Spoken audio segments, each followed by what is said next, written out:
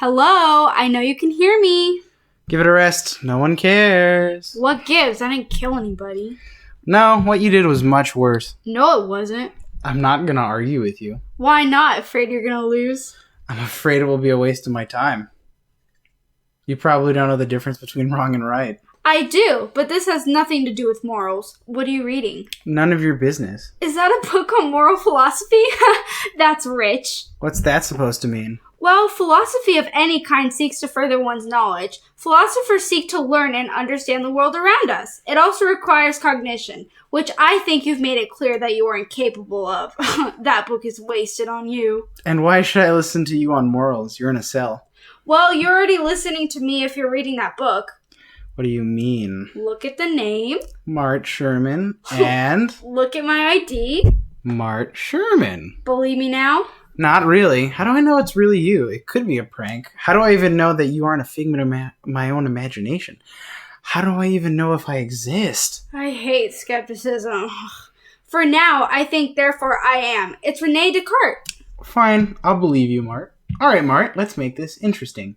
If you can convince me that you shouldn't be in there, I'll let you go. That is incredibly unethical, but I guess it makes sense since you just made a deal to learn about ethics. Also, make it simple, since, I'm incapable of conjugating. First of all, it's cognition, but that doesn't matter now.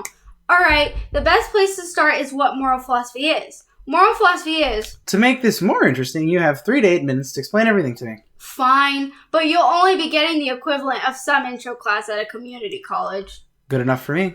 Alright, moral philosophy pertains to ethics, like what is good and bad. It also searches for the best way to live. And the best way to live is doing something wrong? No, some people think that though. In one of Plato's stories, Glaucon said that if people had the power to do wrong with no consequences, they would. But I don't believe that is true. Why not? Well, some might, but the thing about living like that is hedonistic. Living a life for only pleasure. Aristotle was the first to argue with that kind of lifestyle is wrong. The bad outweighs the good. Things also feel good not because they directly feel good, but they're admirable or challenging. Alright, but that doesn't help your point. I wanted to establish why one should be moral, to live a good life. I could also discuss justice, but I only have 3 to 8 minutes, so I don't think I have time for that. I'll just prove that I didn't do anything bad. You did! You broke our laws. So, there's my next point. Are your laws valid? Yeah, they are. Morality is the code we live by, like the rules and stuff, and it can be one of the two things, absolute or relative. Absolute morality implies that there are rules that everyone has to follow, and not following them makes you immoral. Makes sense. It might sound good, but who writes the rule book? What about God? In order for that to be valid, you have to prove there is a God, and that we should follow those rules. Also, it doesn't matter, because your laws aren't related to any god, are they? They're not. I see your point. Relative morality, on the other hand, says that other cultures can have their own beliefs on what is right and wrong. That can't be right. Why not? Think about it. Say you go to another town that forbids coffee, to the point where you asking for it is an offense. You, coming from a place where coffee is part of life, ask for it not knowing this rule. Okay. You are immediately thrown into jail. That sucks. I couldn't live without my morning cup of joe.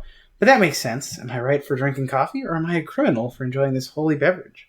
That really got me thinking. Maybe I should let you go. Although, if you take it to the extreme, it means that everyone is right, and that has flaws. It's also impossible, because if you assume it to be true, the logical thing is to respect other cultures that have different morals than you. Okay. I was debating on letting you Now, go. suppose someone doesn't believe that. You might consider them immoral.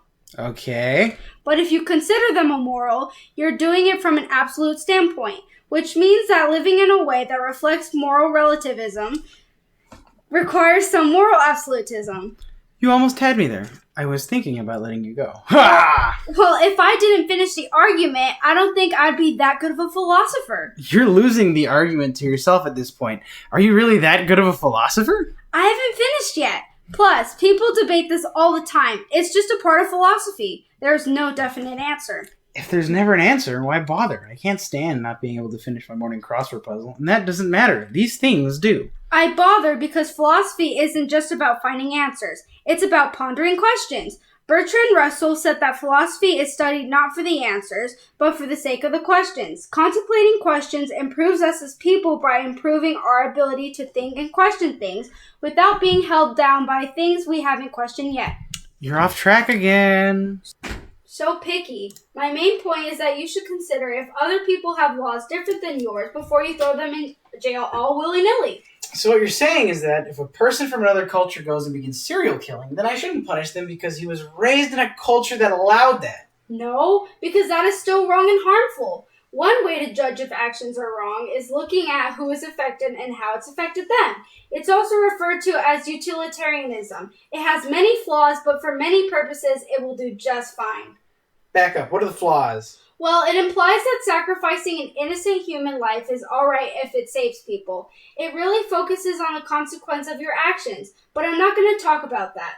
I'm going to say that my actions were neutral, not harmful. Go on. I did not cause anybody... Here, I did not cause anyone any bodily harm, nor did I do anything wrong.